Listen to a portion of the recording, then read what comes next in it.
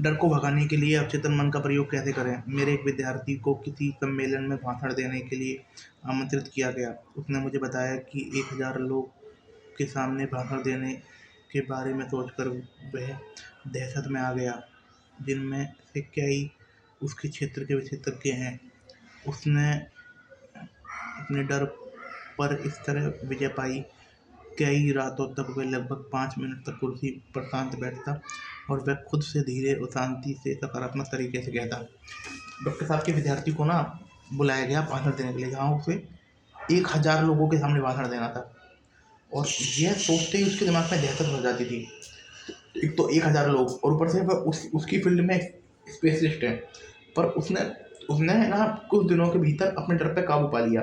वो हर रात में कुर्सी पे बैठता और स्थिर हो जाता और ये बोलता, मैं इस डर पर विजय पाने वाला हूँ। मैं इस पर अभी विजय पा रहा हूँ। मैं संतुलित और विश्वास से बोलता हूँ। मैं शांत और आरामदेह हूँ।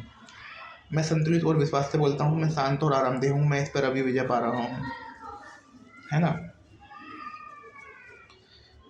इस तरीके से टॉलरेट कर लूँ पर देखो, उसने डर पे एक तरह काबू पाया। मैं डर पर विजय पाने वाला हूँ। उसने बोला मैं डर पर विजय पाने वाला हूँ। मैं इस पर अभी विजय पा रहा हूँ। विजय पा रहा हूँ। मैं संतुलन और विश्वास से बोलता हूँ। मैं शांत और आरामदेह हूँ। उन्होंने डर पे इस वजह से काबू पाया। उन्होंने बोला मैं डर मैं डर पर विजय पाने वाला हूँ। मैं डर पर विजय पा रहा हूँ। मैं संतुलन और विश्वास से बोलता हूँ। मैं शांत और आरामदेह हूँ। मैं संतुलन और विश्वास से बोलता हूँ। शांत और आरामदेह हूँ। इस तरीके से उसने मस्तिष्क के एक निश्चित नियम से कार्य करवाया। जब समय आया तो उसने अपने डर पर विजय पाई और सफल भाषण दिया। इस तरह से उसने अपने मस्तिष्क को एक नियम के तरीके से कार्य करवाया। जब समय आया तो उसने अपने डर पर विजय पाई और बहुत सफल भाषण दिया। अवचेतन मन सुझाव के प्रति बहुत ग्रहणशील होता है। यह सुझाव द्वारा नियंत्रित होता है। ये वो तो सबको पता है। जब आप अपने मस्तिष्क को स्थिर कर लेते हैं और स्थिर हो जाते हैं, तो आपके चेतन मन के विचार आपके अवचेतन मन में उतर जाते हैं। जब आप अपने मस्तिष्क को स्थिर कर लेते हैं और स्थिर हो जाते हैं, तो आपके चेतन मन के विचार आपके अवचेतन मन में उतर जाते हैं। यह प्रक्रिया प्रसारण जैसी होती है, जिसमें छिद्र वाली झिल्लियों द्वारा विभाजित द्रव्य आपस में मिल जाते हैं। यह प्रक्रिया ट्रांसमिशन जैसी होती है, जिसमें छिद्र वाली झिल्लियों द्वारा विभाजित द्रव्य आपस में मिल जाते हैं। जब यह सकारात्मक बीज या विचार अवचेतन क्षेत्र में उतर जाते हैं, तो वह अपनी राह का फल देते हैं। जब यह सकारात्मक बीज या विचार अवचेतन मन के क्षेत्र में उतर जाते हैं, तो वह अपनी तरह के फल देते हैं तथा आप संतुलित, शांत और सद्भावनापूर्ण बने रहते हैं। लोगों का सबसे बड़ा शत्रु, यह कहा गया है कि डर लोगों का सबसे बड़ा शत्रु है। डर की असफलता, बीमारी और कमजोर मानवीय संबंधों का कारण है। सही बात है। कहा गया है कि डर सबसे बड़ा शत्रु है। डर की असफलता, बीमारी का डर, कमजोरी का डर, कमजोर मानवीय संबंधों का कारण होता है। लाखों करोड़ लोग अतीत, भविष्य, बुढ़ापे, पागलपन और मौत से डरते हैं।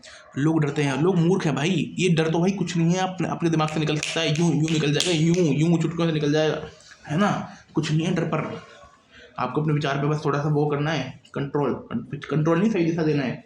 लेकिन डर आपके दिमाग का एक विचार है। इसका मतलब है कि आप अपने विचारों से डरे हुए हो। किसी और चीज़ से नहीं, अपने विचारों से डरे हुए हो। कोई छोटा बच्चा डर के मारे दहशत में आ जाता है, तो उसका साथी कहता है कि वे बिस्तर के नीचे एक राक्षस है जो रात में उसे पकड़ लेगा। कोई छोटा बच्चा एक दहशत में आ जाता है, उसका साथी कहता है बिस्तर के नीचे एक राक्षस है जो उसे पकड़ लेगा, है ना? जब माता पिता या लाइट जलाकर दिखाते हैं तो कोई राक्षस नहीं है, तो डर दूर हो जाता है। जब माता पिता लाइट जला कर दिखाते हैं तो डर दूर हो जाता है। बच्चे के दिमाग में डर उतना ही असली था जितना असली राक्षस का होता। उस बच्चे के दिमाग में राक्षस का डर उतना ही असली था जितना असली राक्षस के होने के कारण होता। है ना, उसके मन के झूठ विचार का उपचार हुआ, उसके मन के झूठ झूठ विचार का उपचार हो गया, मन के झूठे विचार का उपचार हो गया। जिस चीज़ से उसे डर था वह मौजूद नहीं है, मौजूद नहीं थी। इस तरह आपके अधिकतर डर वास्तविक नहीं होते, इस तरह आपके अधिकतर डर वास्तविक व महज दुष्ट छाया और समूह होते हैं। वो महज दुष्ट छाया और समूह होते हैं, और छायाएं असली नहीं होती, और छायाएं असली नहीं होती। यह काम करें जिससे आप डरते हो, ये काम करें जिससे आप डरते हो। 19वीं सदी के महान दार्शनिक रॉल्फ वॉल्डो एमर्सन ने कहा था, वह काम करें जिससे आप डरते हो, वह काम करें जिससे आप डरते हो, वह काम करें जिससे आप डरते हो। 19वीं सदी के महान दार्शनिक और कवि रॉल्फ वॉल्डो एमर्सन ने कहा था, जिस काम से आप डरते हो उस काम को करें, और डर का मरना तय है। सही बात है, वह काम करें जिससे आप डरते हो उसे कर दें तो डर का मरना तय है। एक समय था जब मैं श्रोताओं के सामने खड़े होने और भाषण देने के विचार से बुरी तरह घबराता था। डॉक्टर साहब बोल रहे हैं, अगर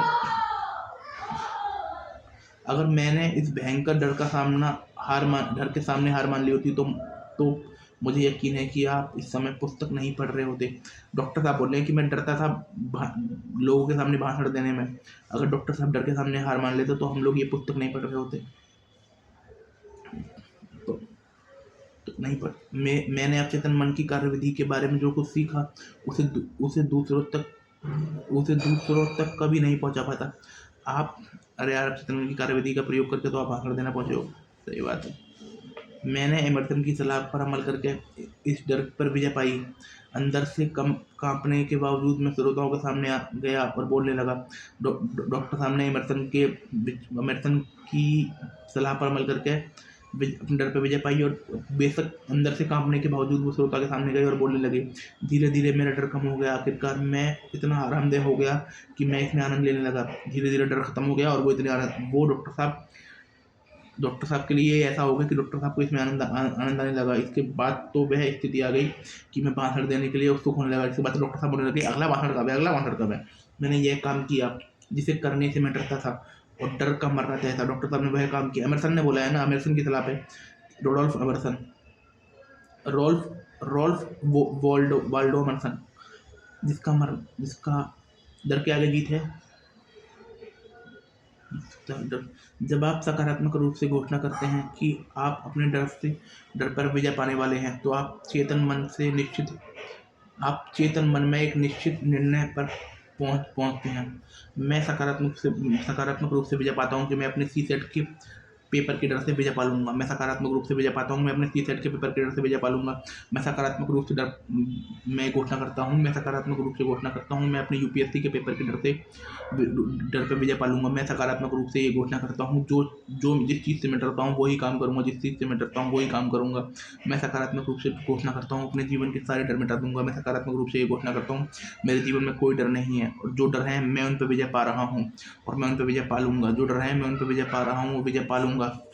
तो आप अवचेतन की शक्ति को मुक्त करते हैं, जो आपके विचार की प्रतिक्रिया में प्रभावित होती है। जब आप ये निर्णय कर लेते हैं कि आप डर पर विजय पाने वाले हैं, तो चेतन मन निश्चित निर्णय पर पहुंचता है। तो आप अवचेतन मन की शक्ति को मुक्त कर देते हैं, जो आपके विचार की प्रभावित होने लगती है। मंच पर डर को दूर भगाना।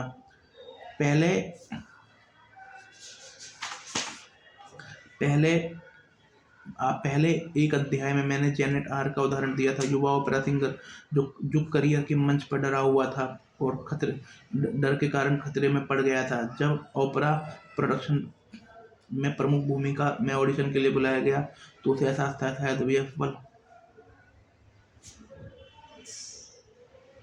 एक सेकंड, पहले के अध्याय में डॉक्टर साहब ने हमें उदाहरण दिया है जेनेट आर का उदाहरण दिया है। एक युवा ओपेरा सिंगर जो करियर के मंच पर डर के कारण खतरे में पड़ गया था। इसे बाद में करेंगे यार, अब कोई नहीं, ज़्यादा नहीं है। Thank you.